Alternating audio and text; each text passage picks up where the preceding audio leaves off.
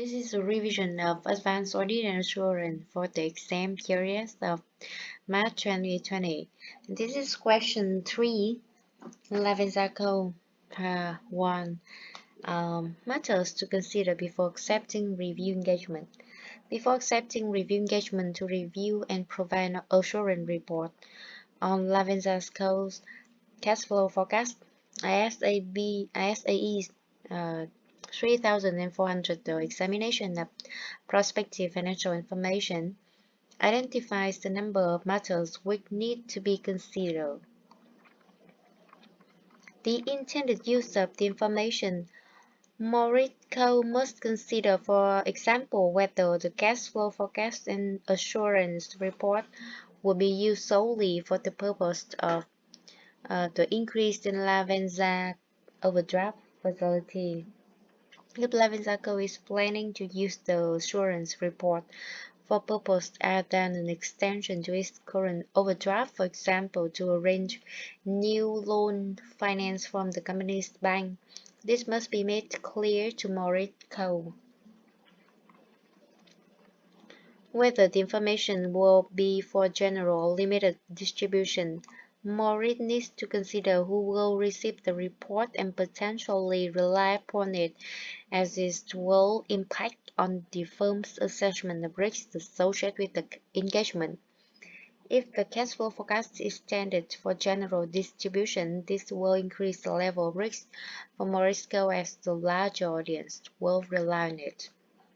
In this case, if the information will be used solely in support of the application to the bank and will not be made available to other parties, this should be confirmed before accepting the engagement and will reduce the risk of the assignment. The period covered by the cash flow forecast and the key assumption used. Morit must also consider the period covered by the cash flow forecast and the key assumption which have been used in its preparation. Short-term forecasts are likely to be easier to verify and provide assurance on than longer-term projections.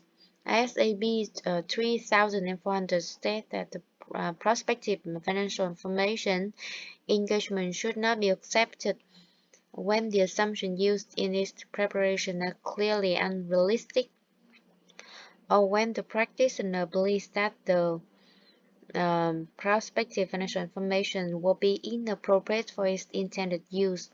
In the case of Lavenza Co., although the forecast is only for 12 months, the growth rate assumed in relation to its operating cash receipt may, for example, be judged to be unrealistic given recent changes in its business, and the requested overdraft facility of $17 million for the next 6 months may prove to be insufficient. The scope of the work. Morit will need to consider the specific terms of the engagement, the level of assurance being sought by Lavenza Co. and the form of the report required by the bank. Morit will need to identify clearly the elements which it is being asked to report on. For example, is it being asked to report on the cash flow forecast only, or is the firm also being asked to report on accompanying narrative or the prospective financial information? Due to the uncertainty of forecasts and the inevitable subjectivities involved in their preparation, Morit will need to confirm that it is only being asked to provide negative assurance as to whether management assumption provides a reasonable basis for the cash flow forecast and to give an opinion as to whether it is properly prepared on the basis of this assumption. Resources and skills. The firm needs to consider whether it has sufficient staff available with the appropriate skills and experience needed to perform prospective financial information engagement for Lavenza. Morit should also consider whether it is whether it can meet the deadline for completing the work, and whether it will have access to all relevant information and client staff. Given the company's predicted need to cash in the next 6 months, presumably the extended overdraft financial facility will need to be provided every soon, and this may lead to more risk being under pressure to meet a time reporting deadline. Client integrity. ISQC1 quality control for firms that perform audits and reviews of financial information and other assurance and related services engagements require Morit to consider the integrity of Lavenza management in relation to accepting decisions. In particular, the firm should consider management's reasons for appointing a different firm from its auditors and the potential for management bias in preparation of cash flow forecast in support of its required overdraft facility. In addition to the matters identified by SAE 3400 and ISQC1, Morris should also consider the following ethical matters before accepting the review engagement. Ethical matters. Given that Morris are not the auditor, the firm's independence from Lavenza will not have been previously considered. In this regard, it is important to ensure that there are no threats to the firm's subjectivity which might prevent it from accepting the appointment. If the firm is not independent and its objectivity is compromised, the reliability of the assurance report will be undermined. Morris should also consider why the auditors have not been asked to provide the assurance report on Lavenza Co's cash flow forecast. In order to provide assurance report on prospective financial information, a good understanding of the client and his business is required, and the incumbent audit firm will usually have the requisite knowledge and understanding. Morris should therefore consider whether the use of the different firm creates the risk that the client may be hoping that the firm may not be in the position to effectively challenge the key assumption underlying the preparation of the forecast. When a professional accountant is asked to perform work for non-audit client, they should be given permissions by the client to contact its auditors in order to obtain relevant information. If this permission is not given, the appointment should be declined.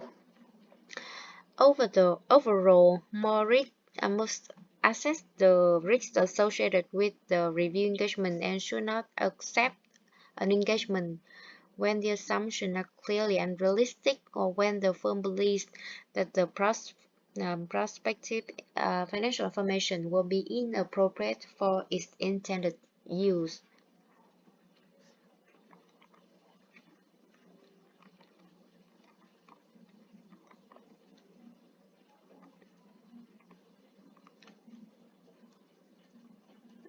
Examination procedures on cash flow forecast. The cash flow forecast to confirm its mathematical accuracy, confirm the consistency of the accounting policies used in preparation of the forecast financial statement with those used in the last audited financial statement. Agree the opening position of nearly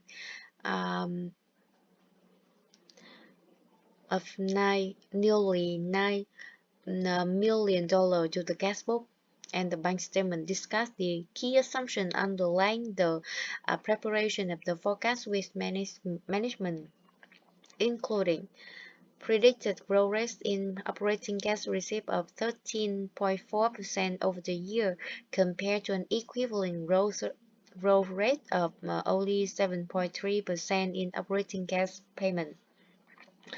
The stated collection and payment period in relation to receivables and payables confirm that the assumption appear reasonable and are consistent with the firm's knowledge and understanding of the client.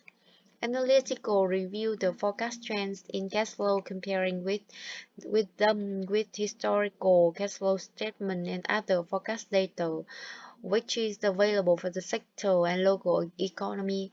Investigate any significant differences. Agree the settlement discount of 8% and the late payment penalty of 5% penalty term with suppliers to supporting contractual documentation. Agree to purchase ledger payments in order to confirm that discounts are taken and penalties are paid. Agree the predicted collection and payment periods to the most recent sales ledger and purchase ledgers. Recalculate the patterns of cash flow based on management historical analysis of credit sales to confirm that the forecast has been properly prepared on the basis of these assumptions.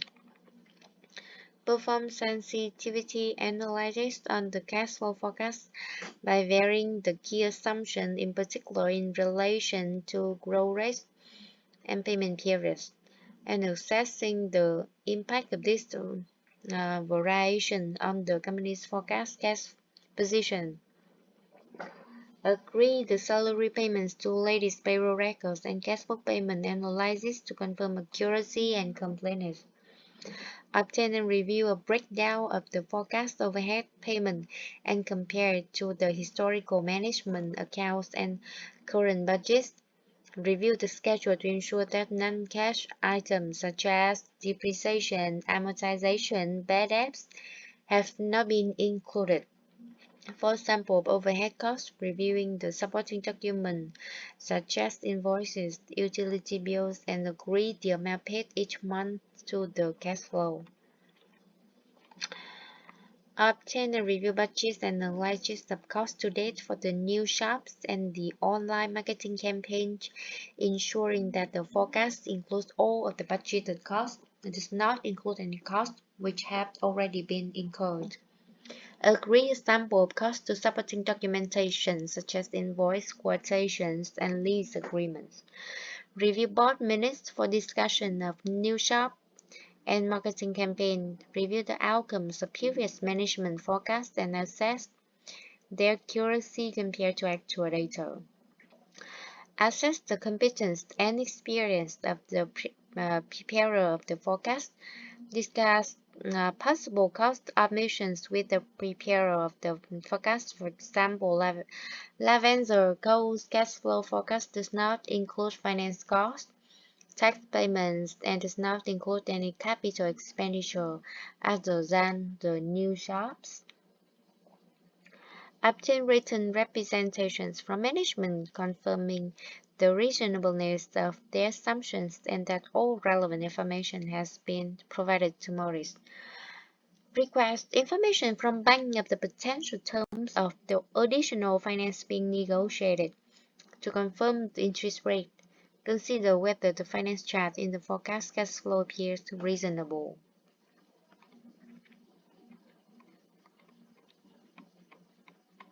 B. Beaufort Code ethical and professional issues arising. Long association of senior audit personnel. French is still 8-year tenure as audit engagement partner creates a familiarity threat for Marico.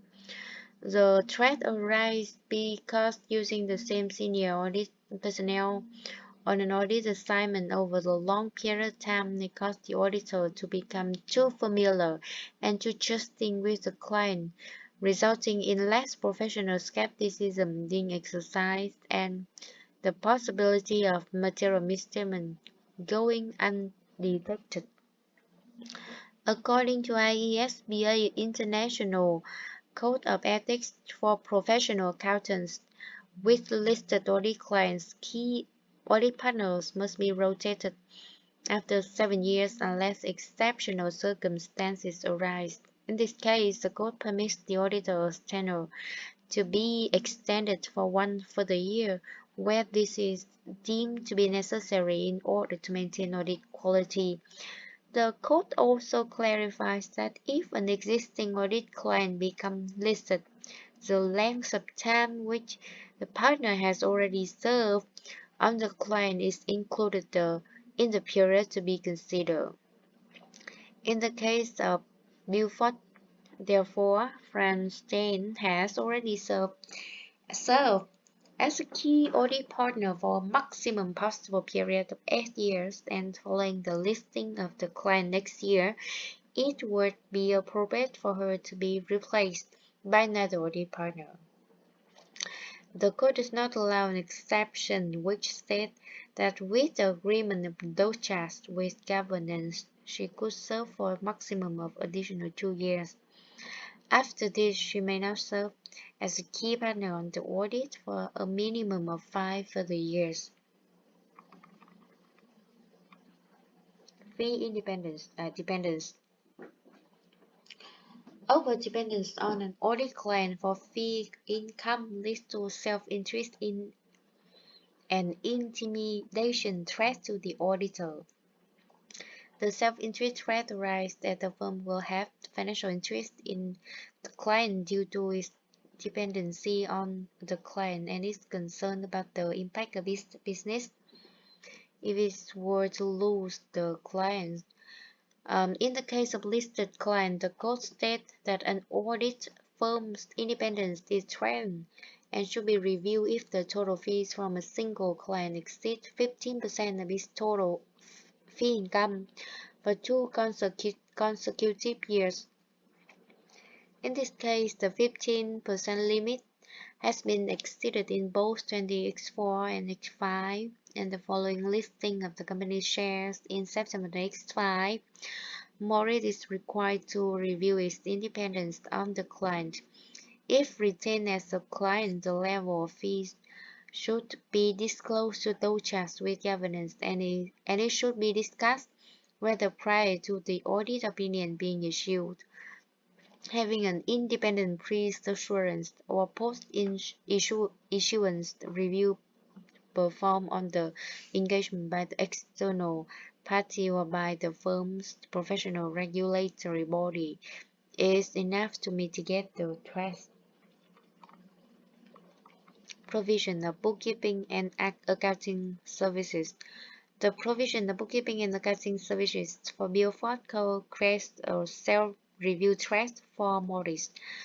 The self-review threat arises because the auditor is generating figures for inclusion in the financial statement on which they will then give an opinion. As a result, the auditor may be less likely to highlight errors if they are aware that another member of the firm has calculated the figures.